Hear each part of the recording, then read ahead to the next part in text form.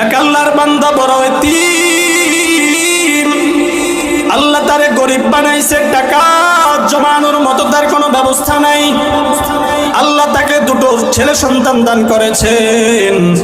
ওই ছেলে সন্তানগুলো পাশের বাড়ির বড় লোক গোস্ত পাকাইছে। গোস্ত পাকানোর পরে গোস্তের গ্রাম যখন ছোট বাচ্চাদের নাকের ভিতরে আসছে, মায়ের কাছে গিয়া বলে, মা গরু গোস্ত দাও, গরু গোস্ত ছাড়া খাবার খাবো না। আসেনি এমন সন্তানেরা? ছোট বাচ্চা কিছু বোঝে না, গোস্তের গ্রাম পাইছে, পাওয়ার পরে গোস্তের জন্য কান্নাকাটি শুরু করে দিছে।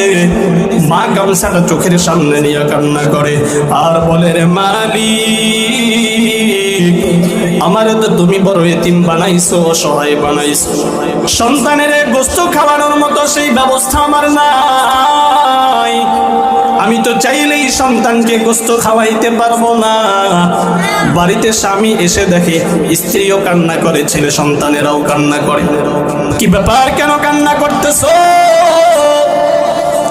বলে, আপনার সন্তানগুলো গোস্তের জন্য কান্নাকাটি করে, পাশের বাড়ির বড় লোক গোস্ত পাকাইছে।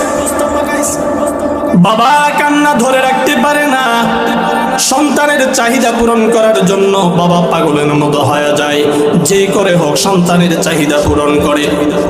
ও আল্লাহর বান্দারা, বাবা চলে গেছে বড় লোকের বাড়িতে। বড় লোকের বাড়িতে গিয়ে বলে, আমাকে 500 টাকা ধার দাও, আমি আমার সন্তানকে গোস্তের ব্যবস্থা করে দিব, আবার তোমাকে দিয়ে দিব।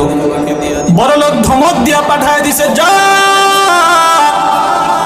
তোরে বানাইছে আল্লাহ বড় গরিব, আমার টাকা কিভাবে আবার শোধ করবা? এমন মানুষ আপনাদের সমাজে আসেনি?